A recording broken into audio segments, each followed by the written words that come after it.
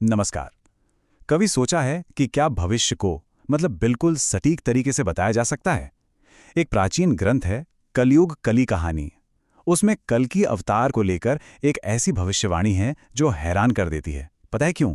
क्योंकि उसमें सिर्फ समय ही नहीं बल्कि जगह और तो और किस राजा का राज होगा ये तक बताया गया है। तो चलिए आज इसी रहस्य से पर्दा उठाते हैं। तो ये भविष्यवाणी आई कहां से? देखिए, इसे कहने वाला कोई आम इंसान नहीं है, बल्कि खुद भगवान श्री कृष्ण है।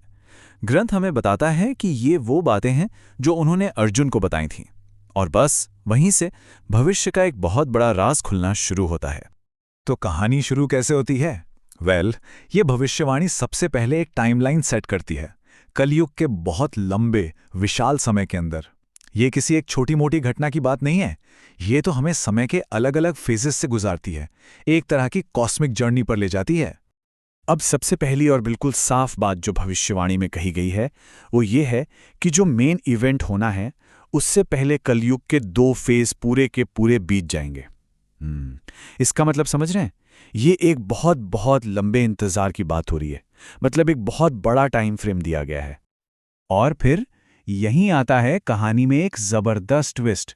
ग्रंथ कहता है कि जैसे ही कलयुग का तीसरा फेज शुरू होगा ना, सब कुछ बिल्कुल उल्टा होने लगेगा। सोचिए, दुनिया में एक ऐसा फंडामेंटल चेंज आएगा जिसके बारे में शायद किसी ने सोचा भी नहीं होगा। अब देखिए, यहां से भविष्यवाणी और ज्यादा स्पेसिफिक और ज्यादा सटीक हो जाती है। टाइम को ट्रैक करने के लिए ये 2 खास राजाओं के राज को एक मार्कर की तरह इस्तेमाल करती है। मतलब उनके शासनकाल ही हमें सिग्नल देंगे कि अब वो समय आ गया है। तो समय को कैसे जोड़ा गया है? 2 राजाओं से। राजा पुरुषोत्तम देव का राज, वो है दूसरे फेज का एंड मार्कर, और राजा मुकुंद देव का राज, वो है तीसरे फेज की शुरुआत का सिग्नल। ये सिर्फ नाम नहीं है, समझ रहे हैं? ये तो टाइम के इतने बड़े समंदर में एक एंकर की तरह हैं जो हमें बताते हैं कि हम ठीक किस जगह पर हैं। तो चलिए अब आते हैं इस भविष्यवाणी के सबसे अहम हिस्से पर, इसके क्लाइमैक्स पर। अभी तक जो भी हमने देखा वो सब हमें एक ही पॉइंट पर लाके खड़ा करता है, और वो है राजा मुकुंद देव का शासनकाल। क्योंकि ग्रंथ के मुताबिक सबसे बड़ी घटना इसी दौरान होने वाली है। 41 ये कोई अंदाजा नहीं है, कोई गेसवर्क नहीं। भविष्यवाणी हमें एक बिल्कुल पक्का नंबर देती है, और सच कहूं तो यही प्रिसिजन, यही सटीकता इसे इतना जबरदस्त बनाती है। और ये नंबर ये सीधा जुड़ा है राजा मुकुंद देव के राज से।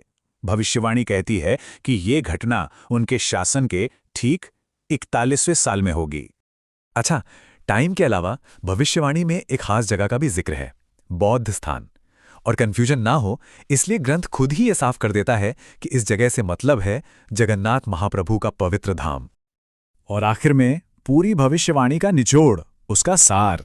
श्री कृष्ण अर्जुन से कहते हैं कि वो बौद्ध स्थान यानी जगन्नाथ को छोड़ देंगे और अपने भक्तों की भलाई के लिए कल्कि के रूप में जन्म लेंगे। तो देखिए, इस अवतार का मकसद भी बिल्कुल साफ है, भक्तों का कल्याण।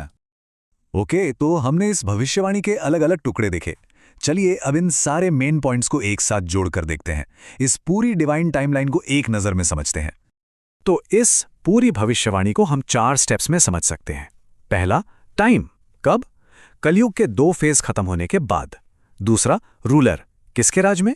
राजा मुकुंद देव के शासन के 41वें साल में। तीसरा, प्लेस, कहां? जब दिव्य शक्ति जगन्नाथ के पवित्र स्थान को छोड़ेगी। और चौथा और सबसे जरूरी, इवेंट, क्या होगा? इन सब के मिलने पर कल की अवतार का जन्म होगा।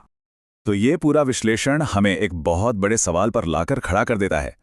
किसी भविष्यवाणी में इतनी स्पेसिफिक जानकारी, एक खास साल, एक खास जगह और एक खास राजा का जिक्र, ये इतना मायने क्यों रखता है? क्या यह सटीकता इसे सिर्फ एक कहानी से कुछ ज्यादा बना देती है? ये एक ऐसा सवाल है जिस पर सोचना तो बनता है।